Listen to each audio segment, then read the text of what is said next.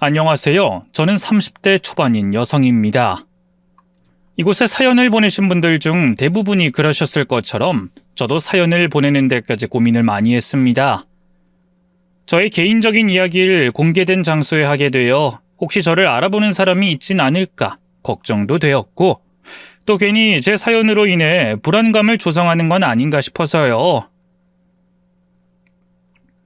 요즘 인터넷이나 유튜브를 보면 다른 이에 대한 혐오나 편견을 가지게 만드는 자료와 영상이 많이 보이는데, 제 사연도 그런 잘못된 흐름에 힘을 실어주는 것 같았거든요. 그래서 제가 겪게 된 일에 관해 이야기하기 전에 말씀드리고 싶은 점이 있었어요. 지금 이 사연은 제가 운이 없어서 생긴 일이라는 걸, 그리고 제가 사연을 보내게 된 또 다른 이유는 만에 하나라도 저와 같은 일을 겪지 말라는 경고의 의미라는 걸 말입니다. 그러니 너무 제 사연에 이입하지 마시고 이런 사람도 있구나, 이런 일도 있구나 생각하시며 가볍게 들어주시길 바랍니다. 제 사연은요, 한 남자와 결혼하고 난 뒤에 생긴 일인데요. 그 일이 저에겐 너무 충격적이었고 제 인생을 지금과 달리 완전히 뒤바꿀 수도 있었던 일이라 저에게 평생 잊을 수 없는 일이 되었습니다. 그 사연을 오늘 여러분께 말씀드려 보도록 할게요. 그럼 시작해 보겠습니다. 저희 엄마는 제가 어렸을 때 병으로 먼저 세상을 떠나셨습니다. 갑작스럽게 엄마를 보내게 된 아빠와 저는 엄마의 빈자리를 그리워했고, 그래서 더욱더 서로를 의지하며 지낼 수밖에 없었어요. 아빠는 어린 저에게 엄마의 빈자리를 대신 채워주고 싶어 저에게 정말 지극정성을 다하셨죠. 엄마 대신 서툰 손으로 제 머리를 묶어주시고, 소풍날이면 서툰 솜씨였지만 김밥을 싸주시며 어떻게든 제가 엄마의 빈자리를 덜 느낄 수 있게 노력하셨어요. 그런 아빠 덕분에 전 부족한 것 없이 자랄 수 있었고, 저도 아빠도 서로를 끔찍이 생각하며 지내게 되었죠. 뭐든 아빠와 함께하고 나누며 지냈어요.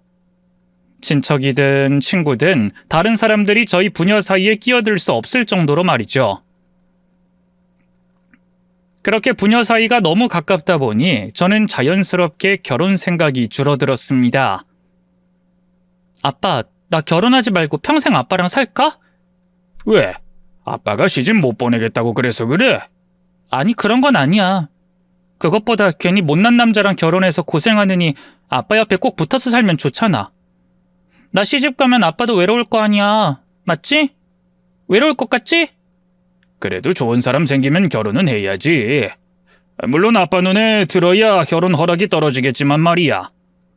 우리 딸 데려가려면 보통 남자로는 안 될걸. 아유, 내가 문제가 아니라 아빠가 문제네. 아빠가 얼마나 까다로운데. 내가 그런 남자를 어디에서 만나. 평생 같이 살 사람인데 당연히 신중하게 결정해야지. 아무나 데려오면 아빠가 허락 안 할 거야. 제가 시집 가면 아빠가 혼자 남는 게 걱정되기도 했고, 남자에게 별로 관심이 없었던 저는 30이 넘을 때까지 결혼 생각이 없었습니다. 아빠 역시 저를 걱정하는 마음으로 사윗감에 대해 까다로운 기준을 가지고 계셔서 결혼이 제 인생에 쉽지 않을 거라고 생각했고요. 그래서 저는 제가 결혼하지 않고 평생 아빠 옆에 붙어 살 줄 알았어요. 하지만 이 사람 일이라는 게 어떻게 될지 모르는 건지 어느 날 제게 함께하고 싶은 사람이 생기게 됐어요. 운명처럼 찾아온 남편은 참 좋은 사람이었습니다. 의사였던 그 사람은 어느 날 TV를 보다 전쟁 지역에서 고통받는 사람들을 보게 되었고, 그들을 돕고 싶다는 일념 하나로 위험한 전쟁 지역까지 날아가서 의료 구호 활동을 하게 되었다고 했어요. 약자의 고통과 아픔을 공감하며 사람들을 구하기 위해 위험한 일까지 마다하지 않던 멋진 사람이었죠. 그렇게 위험한 지역 여러 군데에서 열심히 환자들을 치료하고 살리다 자신이 심각한 부상까지 입게 된 남편은 치료를 위해 잠시 한국으로 들어왔고, 그때 저를 만나게 됐던 거였어요. 한동안 재활과 치료를 해야 하는 상황에도 누군가를 돕고 싶었던 남편은 치료받는 중에도 보육원이나 복지원을 찾아다니며 봉사활동을 하고 다녔다고 했습니다.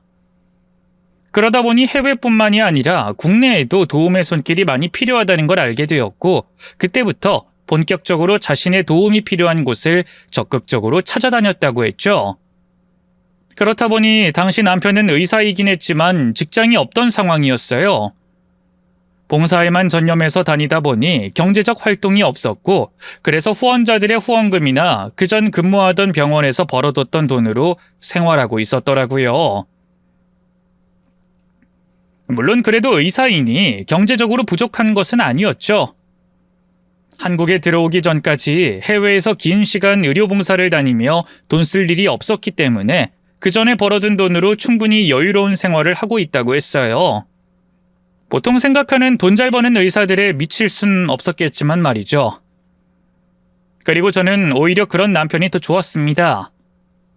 애초에 결혼 생각이 별로 없었던 저였기에 제게는 의사라는 직업이 큰 의미로 다가오진 않았거든요. 돈보다 성품이 더 중요했던 저는 희생적이고 정의감 넘치는 남을 먼저 생각하는 착한 그 사람이 참 마음에 들었습니다. 제가 배울 게 많고 존경할 만한 사람이라 그런 남자라면 평생을 함께해도 후회하지 않겠다고 생각했기에 저는 1년 반이라는 시간을 남편과 만나며 점점 결혼 생각을 굳혀가게 되었죠. 우리 결혼할까? 나 자기라면 평생 행복한 결혼 생활할 수 있을 것 같아. 정말 나라도 괜찮겠어? 나 당신이 생각하는 대단한 사람이 아니야. 의사라지만 돈도 많지 않고 매번 봉사 다니느라 바빠서 당신한테 소홀할지도 몰라. 말이 의사지 봉사활동은 경력으로도 쳐주지 않아서 의사 면허증이 무용지물일 수도 있어. 그래도 정말 괜찮아? 그럼 내가 모르고 만난 것도 아니고 처음부터 그런 당신이 좋았던 건데 뭐. 나는 내 남편이 존경할 수 있는 사람이면 좋겠어. 그리고 나한테 돈은 별로 중요한 부분이 아니야. 돈이야 굶어 죽지 않을 만큼만 있으면 된 거지. 내가 돈을 안 버는 것도 아니고. 그렇게 저희는 서로의 마음을 확인하며 결혼을 약속하게 되었습니다. 남편과는 연애하는 동안 특별히 의견 차이가 있거나 싸울 일도 없었고 서로의 가치관이나 생각이 비슷했기에 결혼 약속도 자연스럽게 흘러가게 되었지만 그렇다고 결혼 문제에 대해 걱정이 아주 없을 수는 없었어요. 제가 걱정했던 것은 바로 아빠였죠. 어릴 때부터 저를 애지중지하시며 혼자 힘들게 키워주신 아빠가 남편을 사윗감으로 마음에 들어 하실지가 걱정이었습니다. 보통의 의사라면 누구나 좋아할 만한 사윗감이지만 돈을 쫓지 않는 남편이 아직도 봉사를 다니며 벌이가 없다는 걸 아빠가 이해해 주실까 싶더라고요. 워낙 저를 아끼시는 분이라 사윗감에 대해서도 까다로울 테니 더욱 걱정됐죠. 그런데 걱정 많던 제 예상과 다르게 아빠도 남편을 환영하며 반겨주셨습니다. 그래서 이 사람이 몇 년 동안 돈벌이가 없었어. 그래도 그 어떤 의사보다 좋은 일을 하는 사람이야. 돈이 없거나 그런 건 아니지만 아빠가 생각하는 의사들과는 상황이 많이 달라. 그렇구나. 아빠는 유나 네가 결혼하고 싶다고 하길래 어떤 사람일까 궁금했는데 만나보니 이해가 된다. 듣던 대로 참 대단한 사람이네. 요즘 이런 젊은이는 없는데 말이야. 아빠 마음에 들어? 결혼 상대로? 그럼 마음에 들고 말고. 돈을 쫓지 않고 필요한 곳에 자기가 배운 걸 베푼다는 게 아주 대단하네. 나도 배울 점이 많은 젊은이 같아. 다행이다. 사실 나는 아빠가 반대할까 봐 걱정 많이 했거든. 그이가 어디 취직해서 일하는 게 아니다 보니까 아빠가 괜히 돈 때문에 걱정할까 봐. 아빠가 돈 가지고 사위 차별할 사람인 것 같아? 사위가 돈이 좀 없으면 어때? 장인 되는 사람이 충분히 가지고 있는데. 그리고 돈은 있다가도 없고 없다가도 있는 거야. 거기다 의사 면허가 있는데 돈이 무슨 걱정이겠어. 어떻게든 먹고 살 수 있겠지. 어차피 인생 길지 않냐. 의사 일이든 뭐든 앞으로 살면서 한참 일만 할 텐데 젊고 팔팔할 때 남들도 돕고 좋은 일 많이 하고 지내면 좋지. 그럼 아빠 우리 결혼 허락하는 거야? 그래. 유나 네가 좋아하는 사람이니 아빠도 좋다. 무엇보다 성품이 좋은 사람 같아 보여서 괜찮다 싶네. 그런 사람이라면 힘든 일이 있어도 서로 이해하고 돕고 살아갈 수 있겠지. 아빠는 그걸로 만족한다. 아빠는 남편의 이야기를 듣고 대단한 사람이라며 칭찬을 아끼지 않으셨습니다. 좋은 정신을 가지고 여러 사람들을 돕고 있으니 그걸로 됐다고 하셨죠. 그렇게 아빠는 저희의 결혼을 흔쾌히 허락하셨고 사위와 뜻을 함께하고 싶다며 남편을 도와 금전적으로 후원까지 해주셨어요. 장인어른, 이게 뭡니까? 갑자기 웬 돈을 주시는지... 자네가 돈이 없을까봐 이러는 게 아니라 내가 자네와 뜻을 같이 하고 싶어서 그러네. 많진 않지만 나도 조금이나마 자네 하는 일에 보탬이 되고 싶네. 후원을 말씀하시는 건가요? 그래. 난 다른 능력도 없고 자네처럼 남들을 직접 도울 수는 없어서 말이지.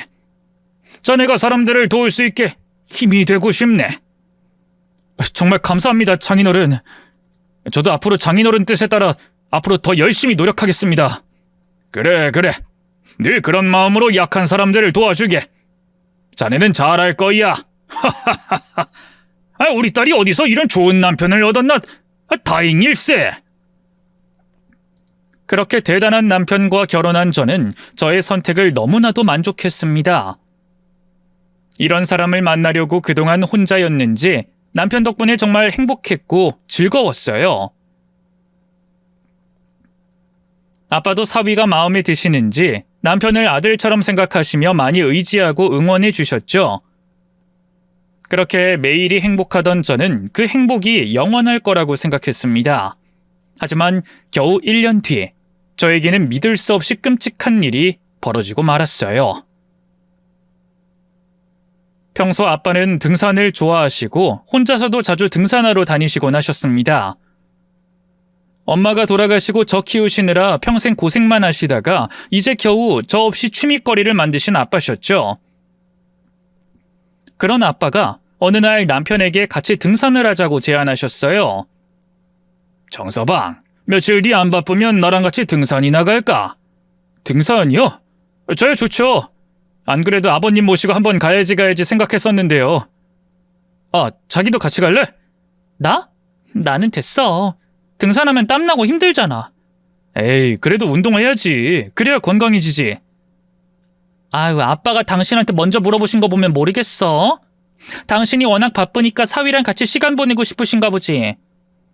난 괜찮으니까 남자 두 분이 오붓하게 다녀오세요. 우리 유나가 내 뜻을 정확히 아는구만. 그래, 내가 자네랑 단둘이 가고 싶어서 하는 말이야. 그러신 거예요? 전 그것도 모르고. 네, 알겠습니다. 제가 아버님 잘 모시겠습니다. 그렇게 아빠가 제안한 등산을 떠나게 되었는데 거기서 그만 사고가 벌어지고 말았어요. 여보, 지금 바로 병원으로 와. 왜 그래? 무슨 일이야? 아버님께서 사고를 당하셨어. 지금 길게 말 못하니까 바로 병원으로 와. 알겠지? 아빠의 사고 소식에 전 눈앞이 깜깜해지는 기분이었습니다. 웃으며 돌아오실 거라고 생각했던 아빠가 산에서 사고를 당했다니 분명 가벼운 일이 아닐 거라는 생각에 전 급하게 병원으로 달려갔어요. 아니나 다를까 도착한 곳에서 알게 된 아빠의 상태는 많이 심각했습니다. 의사인 남편의 빠른 신고로 다행히 더 위험해지기 전에 병원에 도착할 수 있었지만 아빠는 의식을 곧바로 찾지 못할 정도로 많이 다치셨어요. 아빠의 연세와 상태를 보면 깨어나는 것도 장담할 수 없다고 하더라고요. 그러자 남편은 모든 것이 자신의 탓이라며 아빠의 사고에 대해 깊이 자책했습니다. 다 내 탓이야. 내가 장인어른을 잘 살폈어야 하는 건데 바보같이 내가 아무것도 못하고. 그렇게 말하지 마. 그래도 당신 덕분에 골든타임 안에 도착해서 치료받으실 수 있었잖아. 당신 아니었다면 더 큰일 났을 거야. 하지만 애초에 내가 더 많이 신경 썼더라면 이런 일이 없었을 텐데. 사위라는 놈이 장인어른께서 사고 나실 때까지 방치했어. 이러다 아버님 못 일어나시면 어쩌지? 다 나 때문이야. 내가 정말 당신 볼낯이 없다. 저와 아빠에게 미안해하며 자책하는 남편을 위로했지만 저 역시 불안하기는 마찬가지였습니다.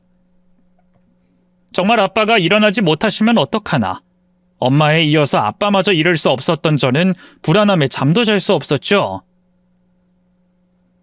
그러다 정말 기적처럼 아빠가 깨어났어요. 사고가 난 이후 3일 만에 의식을 회복하셨죠. 저와 남편은 아빠가 깨어나실 때 바로 옆에서 곁을 지키고 있었고요. 아빠가 의식을 회복하셨다는 것도 의료진보다 제가 먼저 알아차렸죠. 아빠 정신 드세요? 아빠 저 유나예요, 유나. 아빠 딸 유나라고요. 아빠 다시 주무시면 안 돼요? 저보고 정신 차리세요. 여보, 아빠 일어나셨어. 아빠가 눈 뜨셨다고. 얼른 의사 선생님이나 간호사 데리고 와. 얼른, 빨리. 뭐? 아버님이 눈을 뜨셨다고? 어디, 봐봐. 아버님. 봤지? 당신도 봤지? 아빠 눈 뜨신 거.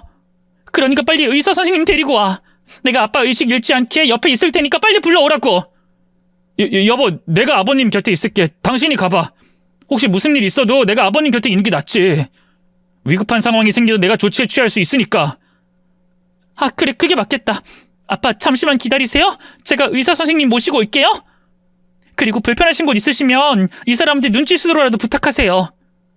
당신 아빠 잘 보고 있어? 제가 아는 아빠라면 저를 이 세상에 혼자 남겨두지 않으실 거라는 걸, 꼭 깨어나실 거라는 걸 알고 있었지만 막상 깨어나시니 정신이 없었습니다. 우왕좌왕 정신없이 행동하다 제가 의사 선생님을 부르려고 했어요. 남편이 아빠 곁에 남아 아빠 상태를 봐주기로 했고요. 그런데 그때 막 깨어난 아빠 곁으로 남편이 다가가자 아빠가 소리를 지르셨어요. 남편이 아빠를 산에서 밀었다고, 자신을 죽이려고 했다면서 말이죠. 너 내 이놈! 감히 날 밀어? 네가 날 죽이려고 해? 아버님 왜 이러세요? 진정하세요. 지금 흥분하시면 안 되세요. 흥분? 내가 죽다 살아났는데 흥분을 안 할 수가 있어? 그것도 날 죽이려고 한 놈이 눈앞에 있는데 감히 네가 어떻게 나한테 이럴 수 있어? 네가 어떻게 날... 내가 너에게 어떤 기회를 줬는데 네가 감히... 아빠, 지금 무슨 말씀하시는 거예요? 아빠, 이 사람 덕분에 사고 나고 바로 병원으로 올 수 있었어요. 이 사람이 아빠 살린 것과 다름이 없는데... 아버님, 우선 진정하세요. 그리고 제가 어떻게 아버님을 산에서 밀겠어요? 다른 사람을 밀었다고 해도 말이 안 되는데 제가 감히 아버님을 어떻게... 아무래도 아버님께서 사고 당시 충격으로 혼동하시는 것 같습니다. 저 그런 적 없으니 진정하세요. 네? 혹시라도 제 말이 거짓말처럼 들리시고 제가 밀었다고 생각되시더라도 우선은 아버님 몸 생각하셔서 진정하셔야 합니다. 충격? 혼동? 아니, 내 정신 멀쩡해. 몸은 어떤지 모르겠지만 네 놈이 날 죽이려고 한 건 생생히 기억한다고. 네 놈이 내 몸에 손댄 그 느낌도 생생하다고. 유나야, 이놈이다. 이놈이 날 죽이려고 했어. 이놈이 날 낭떠러지에서 밀었다고. 아빤 사고로 인해 움직이기 힘든 몸인데도 불구하고 침대에서 당장이라도 벌떡 일어나실 것처럼 몸을 들썩이며 화를 내셨어요. 사위가 자신을 죽이려 했다고 말씀하시면서 말입니다. 당연히 놀랄 수밖에 없었어요. 뼈가 부러진 곳도, 인대가 파열이 된 곳도 많아 몸을 조금 움직이는 것도 어려운 분께서 하루도 아니고 3일 동안 의식이 없으셨는데 일어나자마자 화를 내시는 모습에 놀랐고, 그전엔 저만큼이나 믿고 좋아하던 사위를 보고 자신을 죽이려고 했다며 지목하셨으니까요. 당장은 이제 막 깨어난 아빠가 흥분하셔서 잘못되실까봐 진정시키고 있었지만 속으론 너무 놀라 정신이 없었습니다. 그건 남편도 마찬가지였어요. 아빠의 갑작스러운 돌발 행동과 지목에 많이 당황한 모습이었죠. 하지만 남편도 아빠를 진정시키는 게 우선이라고 생각하는 듯 보였습니다. 아빠는 진정할 생각이 없어 보였지만 말이죠. 그런데 소란스러운 일로 아빠 병실을 찾아왔던 간호사분이 아빠가 깨어나신 걸 보고 의료진을 불렀고, 병실로 온 의료진들이 아빠 상태를 확인하기 위해 검사하러 아빠를 다른 곳으로 옮기게 되면서 잠깐의 소란이 겨우 일단락이 될 수 있었습니다. 저와 남편도 숨을 돌릴 수 있었죠. 갑자기 이게 무슨 일이야? 정신이 하나도 없네. 근데 아빠는 왜 그런 말씀을 하신 거야? 당신 아빠가 왜 그런 말씀하시는지 알아? 혹시 사고 직전에 무슨 일 있었어? 산에 올라갔을 때? 아니, 아무 일도 없었지. 아버님께서 좋은 말씀 해주시고 난 그 말씀 들은 것밖에 없어. 그리고 당신이 더 잘 알잖아. 내가 아버님과 다툴 일이 뭐가 있어. 그런데 왜 저렇게 화를 내시는 거야? 당신이 산에서 밀었다는 말에 죽이려고 했다는 말까지 하시면서. 사고 때문에 충격이 크셔서 그러신 거겠지. 나도 잘은 모르겠지만 의식이 없는 동안 아니면 깨어나시기 직전에 내가 떠민 꿈을 꾸신 것 같아. 그걸 현실과 착각하시고 내게 그러시는 것 같고. 그럴 수도 있는 거야? 사고 한 번 나니까 별일이 다 생기네. 그래도 다행이다. 아빠 일찍 깨어나셔서. 그러니까. 근데 앞으로 우리가 아버님을 어떻게 대할지도 중요해. 아버님께서 또 조금 전처럼 없는 일을 사실인 것처럼 말씀하시고 없는 기억도 있다고 말씀하실 수 있어. 그때마다 감정적으로 반응하면 아버님 회복에 더 안 좋으니까 그냥 그러려니 해. 회복하실 때까진 아버님께서 뭐라고 말씀하셔도 한 귀로 듣고 한 귀로 흘려. 알겠어. 아빠가 갑자기 왜 저러나 싶었는데 남편이 설명을 해줘서 이해가 쉽게 되었습니다. 애초에 저도 아빠가 한 말이 말도 안 된다고 생각했고요. 우선 남편이 갑자기 아빠를 산에서 밀 이유가 없었어요. 아빠가 워낙 남편을 좋아하기도 했고 남편도 저희 아빠를 잘 따랐으니까요. 남편이 한 말처럼 아빠가 사고 충격 때문에 없는 일을 사실이라고 믿고 오해한다고 생각했죠. 그럼에도 고민은 되었습니다. 눈을 뜨신 것만 해도 다행이라고 생각했지만 앞으로 이 일을 어떻게 해결해야 하나 싶어서 고민은 됐던 거죠. 그런데 정말 다행히도 제 고민이 금방 해결됐어요. 2시간도 안 돼서 말이죠. 검사를 받은 후 안정을 되찾은 아빠가 먼저 조금 전 일은 자신이 착각한 것 같다며 인정하셨거든요. 정서방, 내가 아까는... 아빠, 우선 회복하는 데만 신경 쓰세요. 조금 전에 하신 말씀은... 아니, 내가 정서방에게 사과하려고 그래. 내가 조금 전에 정서방에게 큰 실수를 해서 말이지. 정서방, 내가 꿈속에 있었던 일을 현실이라고 착각했네. 미안해. 자네가 이해 좀 해줘.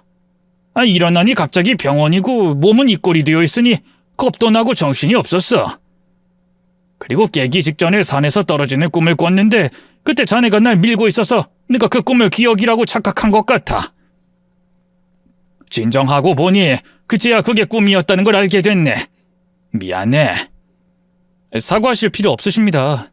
아버님께서 착각하셔서 하신 말씀 마음에 드지 않았어요. 사고 충격 때문에 그러신 거라고 생각했습니다. 그러니 너무 마음 쓰지 마시고요. 지금은 몸 낫는 것만 생각하세요. 자네가 이해해 준다고 하니 내가 고맙네. 근데 내가 사고 당시랑 그 전이 정확히 기억나지 않아서 그런데 얘기 좀 해줄 수 있겠나? 내가 어쩌다 사고가 났는지 알고 싶어서 말이지. 그럼 어디까지 기억이 나시는데요? 내 기억이 등산 시작했을 때부터 안 나는 것 같은데. 그러세요? 산에 올라갈 때는 별일 없었습니다. 평소처럼 아버님께서 겪으신 일을 말씀해 주셨어요. 군대 때 이야기랑 여행 다니시면서 있었던 일이요. 그러다 산 정상이 얼마 안 남은 곳에서 잠시 쉬다가... 정서방 잠깐만. 얘 유나야, 혹시 내 휴대폰 어디 있는지 아니? 아빠 휴대폰 제가 챙겨놨어요. 여기 어디 있었는데... 차에 있다. 차에 있는데 지금 가져다 드려요? 그래, 휴대폰 좀 가져다 줘. 그동안 내가 연락이 안 돼서 걱정한 사람들도 있을 테니까. 네, 알겠어요. 잠시만요.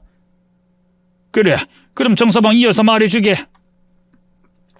진정을 찾은 아빠는 제가 알던 아빠로 돌아와 있었습니다. 얼마나 다행이라고 생각했는지 몰라요. 아빠의 오해가 풀린 것도 다행이었지만 금방 정신을 차리신 아빠의 상태를 보아하니 몸도 금방 낫게 될 거라고 생각했거든요. 여러모로 정말 다행이었죠. 그런데 회복이 빨라도 너무 빠른 건지 아빠는 저희 간병도 필요 없다고 말씀하시며 저희 보고 집으로 돌아가라고 하셨어요. 당연히 며칠 동안은 아빠 곁에서 24시간 교대로 있겠다고 말했지만 아빠는 고집을 꺾지 않으셨죠. 아빠 혼자서 움직일 수가 없는데 저희가 어떻게 가요? 여기 밑에 간병인 침대도 있고 소파도 있어서 괜찮아요. 그리고 다인실도 아니고 1인실인데 불편할 게 뭐가 있다고 가라고 하세요. 간호사도 있잖아. 그리고 너희 지난 3일 동안 나 걱정한다고 뜬 눈으로 밤새웠을 거 아니냐. 얼굴 보아하니 수척한 게 제대로 챙겨 먹지도 못한 것 같은데. 어차피 난 움직일 일도 없고 밥도 내일부터나 먹을 수 있다고 하니까 오늘은 집에 들어가서 푹 쉬어. 정 사람 필요한 것 같으면 내가 간호사 불러서 간병인 신청할 테니까. 아니 아빠. 가. 아니, 너희가 여기 있으면 내가 마음이 불편해서 그래. 자식 고생시키는 게 부모로서 얼마나 신경 쓰이는 일인지 아니? 아빠 고집을 꺾을 수 없었던 저희는 결국 집으로 돌아갔습니다. 집으로 돌아가서는 씻자마자 골아떨어졌어요. 아빠에게 사고가 난 이후 3일 동안 불안한 마음을 가지고 뜬 눈으로 못 자고 못 먹었는데 아빠가 깨어나시고 집으로 들어오자 그동안 하고 있던 긴장이 한순간에 풀렸거든요. 어떻게 잠들게 되었는지도 모르게 골아떨어져 자고 있었죠. 그러다 몇 시간이 흘렀을까? 계속 울리는 휴대폰 소리에 일어나게 되었습니다. 말만 일어났을 뿐이지 정신은 여전히 꿈속을 헤매고 있었어요. 눈을 감고서 휴대폰 알람을 끄려고 했는데 아무리 버튼을 눌러도 꺼지지 않는 휴대폰 소리에 그제야 알람이 아니라 벨소리라는 걸 알게 됐죠. 제게 전화가 걸려왔던 겁니다. 저는 잠이 덜 깬 목소리로 전화를 받았어요. 그리고 아직 비몽사몽인 상태로 대충 대답하고 있었는데 반대편에서 들려오는 기막힌 소리에 정신이 번쩍 들었습니다. 믿기 힘든 소리가 들려왔거든요. 남편이 아빠께 해코지하다 체포됐다는 소리였죠.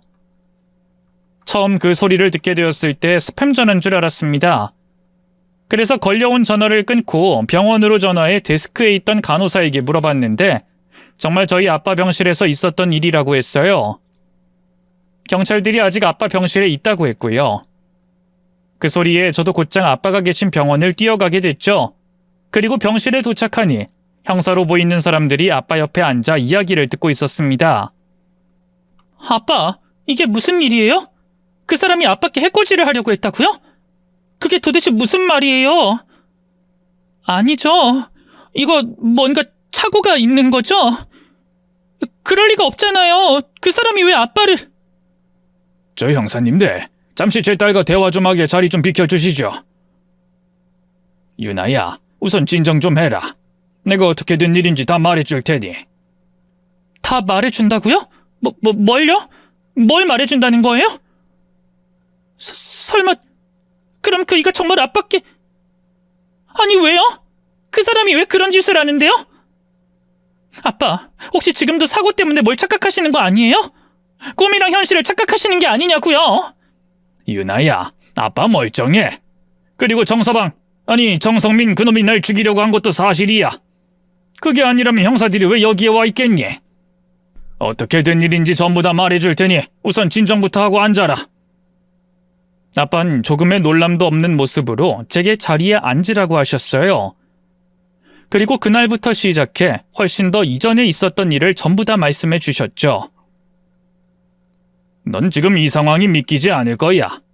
나와 정성민의 관계, 그러니까 장인과 사위의 관계를 떠나 네 남편이 이런 짓을 했다는 걸 믿을 수가 없겠지. 너에게 정성민은 단점 하나 없는 완벽한 남편이었고 가슴 따뜻하고 정의로운 사람일 테니까. 근데 그건 정성민이 널 꿰려고 연기한 모습들일 뿐이야. 실상은 거짓말쟁이 사기꾼에 자기 장인도 죽이려 한 놈이지. 아빠, 그러니까 그게 무슨 말씀이냐고요? 그 사람이 무슨 거짓말을 했고 아빠를 왜 해하려고 했는데요? 도대체 왜요? 그놈이 날 죽이려 한 건 내가 그놈의 본 모습을 알고 있기 때문일 거다. 내가 놈에게 정체를 안다고 말했으니까 사기꾼이란 정체를 들켜서 이런 짓을 벌인 거야. 정체를 들켜요? 너 요즘 정성민이 경제적으로 어려워하는 건 알고 있었지? 어려운 것까진 아니지만 좀 부담스러워하는 모습은 봤죠. 근데 그거야 전에 벌어둔 돈이 다 떨어져서 그런 거고 다시 병원 들어간다고 했으니까 별일 아니라고 생각했어요. 그럼 돈 때문이에요? 그것도 말이 안 되는데. 돈이야 벌고자 하면 그 사람 능력이 얼마든지 벌 수 있고 그 사람이 돈을 그렇게 쫓는 사람도 아닌데. 내가 천천히 다 설명해 줄게. 그래, 그 돈 별일 아닐 수 있지. 그 놈이 정말 의사라면 말이다. 그게 무슨 말씀이세요? 정말 의사라면? 그럼 그 사람이 의사가 아니라고요? 그래, 그 놈 의사 아니야. 그게 내가 놈을 사기꾼이라고 하는 이유고. 내가 어쩌다 보니 몇 달 전에 여러 의사분들과 저녁 식사하는 자리를 가지게 됐다.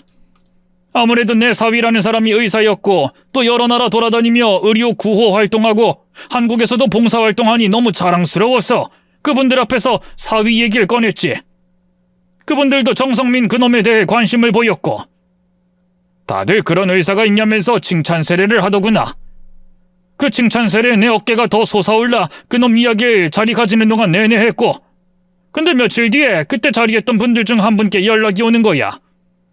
내 사위놈 이름이 정성민이가 맞냐고 물어보면서 말이지. 내가 맞다고 왜 그러냐고 다시 되물었어. 그러니까 내가 말한 사위 무용담이 워낙 대단해서 어떤 사람인가 알아보려고 아는 의사들 통해 확인해 봤는데 그런 의사가 없다는 거지. 자기만 알아봐서 모르는 거면 의사가 워낙 많으니 그럴 수도 있겠다 싶었는데 그날 함께했던 사람들 전부 모르고 그 사람들 모두 아는 사람들 통해 알아봤는데도 모르니 이상하다 싶었던 거야. 결정적으로 우리나라에서 해외 구호 활동하는 의사는 확인해보면 인적사항을 모를 수가 없는데 그중에 내 사위놈은 없다는 걸 알게 됐고,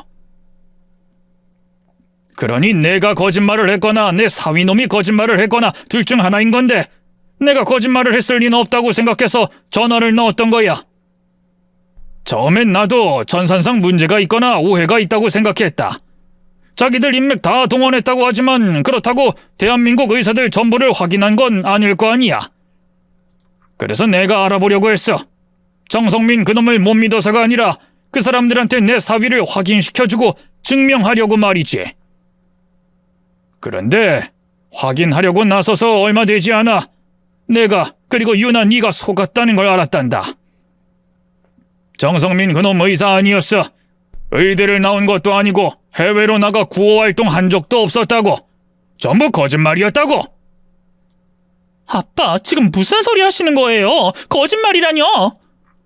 아빠도 보셨잖아요. 그 사람 의사 면허증, 병원 다닐 때 아이디 카드, 그리고 해외 다니면서 구호 활동한 사진도 봤고 봉사활동 사진도 보셨으면서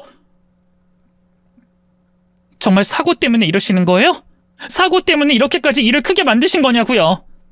그거 전부 다 가짜야. 의사 면허증, 구호활동 감사패, 병원 아이디 카드 전부 다 가짜라고.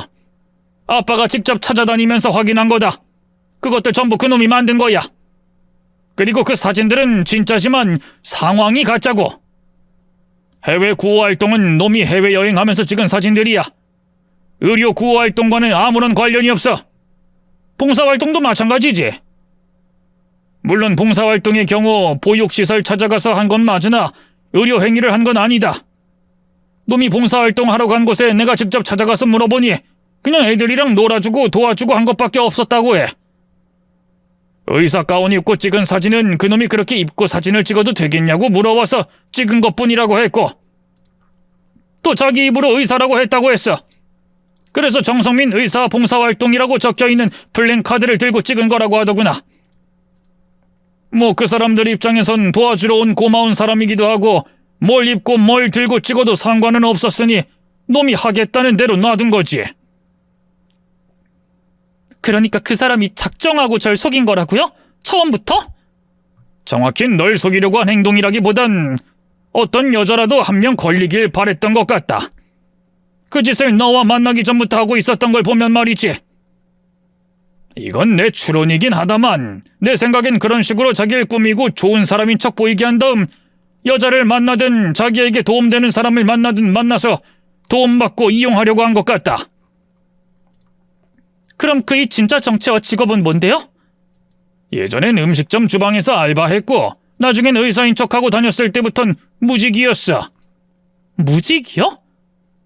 어떻게 무직인 사람이 해외여행을 그렇게 오래 다닐 수 있고 그동안 쓴 돈은 어디서 난 건데요? 다른 건 다 위조했다고 해도 여권이랑 돈은 불가능하잖아요. 분명 여권에 다른 나라 도장이 엄청나게 찍혀 있었는데 그 여권으로 같이 저랑 해외를 가기도 했고 의사는 아니었지만 의사 흉내는 낼 수 있을 정도로 돈은 많았더구나. 그 돈으로 우리를 속일 수 있었던 거고. 그게 어떻게 가능해요? 무직이라면서요. 전에 일하던 것도 알바였고. 운 좋게도 투자한 코인이 대박났다고 하더구나. 근데 노력도 하지 않고 번 돈이니 그게 아까운 줄 아나? 모르지. 그래서 흥청망청 썼던 모양이더라고. 또 돈은 많은데 스스로에게 자신이 없으니 의사인 척하면서 거짓된 신분을 만든 거고. 그러다 널 만나게 된 거지. 그럼 아빠는 그걸 언제 하신 거예요? 그리고 그이가 산에서 아빠를 밀었다는 것도 진짜예요? 사고 충격 때문이 아니라 기억하신 거예요? 그런데 왜 나중엔... 그놈이 너랑 나를 속인 걸 알고 나도 분하고 화났다. 그동안 자랑스러운 내 사위라고 생각해서 그런지 참을 수 없이 화가 났지. 근데 그놈이 그동안 우리에게 잘했잖니. 거짓말은 했어도 우리가 가족으로 같이 지내는 동안 본 놈은 좋은 남편, 좋은 사위, 좋은 사람이었으니까. 그래서 기회를 주기로 했어. 요즘 경제적으로 어려운 상황인 걸 보니 돈은 다 떨어져가는 것 같은데 그럼 결국 언젠간 자기가 만든 거짓된 신분과 배경이 무너지게 되어 있을 거고. 그때가 되면 그놈이나 너에게 좋지 않은 영향이 미칠 것 같았거든. 너를 위해, 그 순간을 막기 위해 놈이 멈출 수 없던 거짓이 거짓을 낳는 그 악순환의 연속을 끊을 수 있게 도와주기로 한 거지. 등산하러 가자고 제안한 다음 내가 알고 있는 놈의 정체와 사실을 전부 얘기하기로 한 거야. 그리고 용서해주고 도와줄 테니 앞으로 정신 차리라고 말이야. 그렇게 내 계획대로 등산하러 간 그날 얘기는 생각보다 잘 됐다.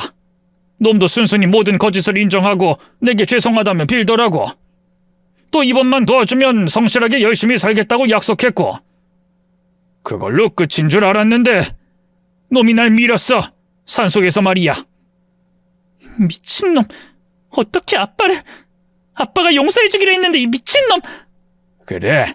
네가 보인 반응처럼 나도 깨어나고 그 녀석 얼굴 봤을 때 화가 치밀어 올랐다. 내가 책임을 물은 것도 아니고 다 까발려 망신을 주겠다는 것도 아닌데 날 밀다니. 날 죽이려고 하다니. 그래서 막 깨어나서 정신도 온전치 않았는데 그 난리를 쳤던 거야. 그런데 왜 또 말을 바꾸셨어요? 나중에 아니라면서요. 아빠가 착각하셨다고 했잖아요. 검사를 받고 있을 때도 화가 가라앉지 않았어. 그러다 그놈 옆에 있는 네가 떠오르더라. 내가 난리를 치는데도 그놈을 믿고 있는 네 모습이 말이야. 그런 널 보며 생각했어. 과연 지금 이 상황에서 놈이 날 죽이려고 한 걸, 놈의 모든 것이 거짓이라는 걸 알게 되면 넌 어떻게 될까? 너무 큰 충격이지 않을까 싶었단다. 그래서 정말 마지막으로 한 번 더 놈을 용서해주기로 한 거야. 앞으로 열심히 살겠다고, 널 행복하게 해주겠다고 약속만 해준다면 모든 일을 덮어지려고 했지. 그 말을 하기 위해 너보고 휴대폰을 가져다 달라고 말했던 거다. 네가 자리를 비운 사이 놈에게 내 뜻을 전했고. 놈은 이번에도 용서를 빌며 나와 약속했어. 정신 차리겠다고. 잘못했다고. 열심히 살겠다고. 하지만 놈은 또 약속을 어겼지. 자기한테 속고 자기 손에 죽을 뻔한 내가 용서를 해줬는데 날 믿을 수 없었는지 날 또 죽이려고 한 거야. 근데 이번엔 나도 달랐단다. 한 번 놈에게 죽을 뻔했기 때문에 내 나름의 방비를 하고 있었지. 놈이 나에게 무슨 짓을 할 거라고 생각해서 112 신고 문자를 미리 작성해뒀고 놈이 병실에 들어왔을 때 그 문자를 보냈단다. 문자를 보낸 후에는 놈이 내게 한 짓을 남기고 알려야겠다는 생각으로 바로 112에 전화했고, 그리고 어떻게든 경찰이 올 때까지만 버티자는 생각으로 놈과 실랑이를 벌였어. 위험하긴 했다만 다행히 내가 제압당하기 전에 경찰이 와서 놈을 체포했고. 위험했다면? 놈이 베개로 내 숨을 막으려고 했단다. 날 죽이려고 한 거지. 남편이 그런 짓을 했다는 게 너무 큰 충격이었지만 그보다 아빠에게 미안한 마음이 더 먼저 들었어요. 지금 병실에 누워 계시는 게 조금 전 목숨을 잃을 뻔했던 게 모두 저 때문인 거나 다름이 없었으니까요. 저는 눈물을 흘리며 아빠께 미안하다고 되뇌었습니다. 아빠 죄송해요. 정말 죄송해요. 저 때문에, 모든 게 저 때문이에요. 저만 아니었으면 아빠가 그 인간 용서하겠다고 생각하지 않으셨을 텐데, 이런 일도 당하지 않으셨을 텐데. 아니다. 아빠가 판단을 잘 내려야 했는데 내가 생각을 잘못한 것 같구나. 그놈이 그렇게까지 인간이 덜 된 놈인지 몰랐다. 난 이렇게 해야 네가 행복할 거라고 생각했어. 나 혼자 모든 걸 짊어지더라도 네 행복을 지켜야 한다는 생각에 미안하다. 아빠가 저를 어떻게 생각하는지 알았기 때문에 미안하다는 말과 제 행복을 지켜줘야 한다는 말이 더 슬프고 마음 아프게 들렸어요. 저는 미안한 마음을 담아 아빠를 안고 사죄의 눈물을 흘렸죠. 그렇게 한참을 아빠께 미안한 마음을 표현하던 중 경찰이 들어와 수사하는 데 도움을 달라고 말했습니다. 제가 피해자의 딸이기도 했지만 가해자의 아내였기 때문이었죠. 저는 경찰서로 가 경찰 조사에 성실히 답하고 임했습니다. 그리고 조사를 마쳤을 때 남편을 만나게 해달라고 부탁했어요. 경찰은 잠시 고민하더니 남편과 대화할 수 있게 자리를 마련해줬죠. 저는 남편 얼굴을 보자마자 울분이 터져 욕부터 날렸어요. 사기꾼 새끼! 네가 아빠를 죽이려고 해? 네가 우리 아빠를? 넌 양심이란 게 없니? 너 같은 사기꾼 새끼를 우리 아빠가 한 번도 아니고 2번이나 용서해줬는데 아빠를 밀어? 아빠를 죽이려고 해? 너야말로 죽어야 하는 놈이야. 이 세상에 필요 없는 사기꾼 새끼. 인간 버러지 쓰레기라고! 개자식, 개놈! 여보, 미안해. 당신과 아버님께 미안한 마음뿐이야. 정말 미안해. 미안해? 미안한 걸 아는 놈이 사람을 죽이려고 해? 너 도대체 왜 그런 거야? 우리 아빠가 네가 거짓말한 것들, 죽이려고 한 행동 다 용서해 준다고, 도와준다고 했는데 왜 아빠를 죽이려고 한 거냐고? 두려웠어. 아버님께서 날 안심시키고 나서 너한테 모든 걸 말할까봐, 네가 날 떠날까봐, 그게 두려워서 그만. 그리고 당신도 이제 다 알았겠지만 내 상황에서 그렇게 하는 게 유일한 돌파구라고 생각했어. 이제 돈도 다 떨어졌고 정체는 발각되었으니까 아버님을 죽여야 내 정체를 숨길 수도 있고 유산을 받든 아버님 사망보험금을 받든 그걸로 새로 출발할 수 있다고 생각했다고. 근데 여보, 나 이제 정말 깨달았어. 내가 잘못된 생각을 했다고. 내가 아버님께 너무 잘못했다고. 아버님께서는 그런 짓을 한 나를 용서해 주셨는데 내가 불안함에 그만. 나 이제 정말 아버님과 한 약속 지키면서 살 거야. 정말 성실하게 살면서 당신에게, 아버님께 잘할게. 그러니까 아버님께 말 좀 잘해줘. 나 진짜 반성하고 있다고. 너무 후회하고 시간을 돌리고 싶어 한다고. 돌아간다면 아버님께서 말씀하신 것처럼 살 거야. 아니, 아버님께서 하라는 대로 살 거야. 그러니까 나 제발 용서해 달라고 해줘. 재판까지 가지 않게 부탁 좀 해줘. 어? 결국은 그 말 하려고 한 거지? 앞에 말은 전부 거짓말이고 결국 재판 안 받게 해달라, 선처해달라, 그 부탁하려고 마음에도 없는 말 지어낸 거 아니야? 내가 네 속을 모를 것 같아? 이제까진 너한테 놀아놨다고 하지만 네가 어떤 놈인지 다 알게 됐는데 내가 또 속을 것 같냐고. 유나야, 아니야. 널 속이다니. 진심이야. 나 정말 반성하고 있다니까. 경찰 선생님께도 사실대로 다 말했어. 그리고 너한테 거짓말 없이 다 말했잖아. 내가 왜 그렇게 했는지, 무슨 짓을 했는지 전부 다 말했잖아. 내가 진심으로 반성 안 하고 너 속이려고 했으면 그렇게까지 전부 다 말했겠어? 나 진심이야. 정말 아버님께 죄송하고 앞으로 찾아가서 사죄하고 싶어. 무릎 꿇고 날 어떻게 만드시든 죄송하다고, 잘못했다고 빌고 싶다고. 그리고 나 당신과 이렇게 끝내기 싫어. 당신 사랑한다고. 사랑하니까 다 인정하고 당신에게 맞는 사람으로 다시 태어나겠다고 말하는 거야. 약속하는 거라고. 그 약속 우리 아빠가 처음 너한테 기회 줬을 때 지키지 그랬어. 거짓말은 했더라도 우리 아빠는 털끝 하나 건들지 말지 그랬어. 내가 우리 아빠 산에서 밀고 베개로 질식시키려고 한 너를 용서할 것 같아? 아니, 절대 안 해. 절대 못 해. 우리 아빠가 또 너를 용서한다고 해도 내가 널 용서 안 해. 우리 아빠 죽이려고 한 널 내가 처단할 거야. 그러니까 교도소에서 평생 썩을 준비나 하고 있어. 내가 너 무슨 수를 써서라도 사회에서 공기 못 마시도록 할 거니까. 인간 같지도 않은 새끼. 인간 탈만 쓴 벌레 새끼. 어디 평생 감옥에서 썩어봐라. 유나야, 잠깐만. 나랑 얘기 좀 더 하자. 나랑 얘기하자니까? 나 아직 너한테 할 말이 더 남아있어. 유나야! 남편은 뻔뻔하게도 또다시 저와 아빠를 속이려고 했어요. 아니, 이번엔 진심일 수도 있었지만 그게 진심이든 약속이 지켜지든 아무런 상관이 없었습니다. 감히 아빠에게 그런 짓을 했다는 것만으로도 전 끝이었어요. 남편이었다고 해도 제가 사랑한 사람이라고 해도 말이죠. 우리 아빠를 건든 사람은 절대 용서할 수 없었으니까요. 그 생각으로 남편과의 이혼 소송도 진행했고 아빠를 죽이려고 했던 살인 미수건에 대해서도 증인으로 나서 남편의 죄를 강력하게 물었죠. 저는 재판에 직접 나서서 판사님께 남편을 엄벌에 처해달라고 부탁했습니다. 그리고 제 부탁은 이루어졌어요. 애초에 죄명이 살인미수였고 그 시도가 2번이나 있었기 때문에 초범이라고 하나 죄값이 가벼울 수 없었죠.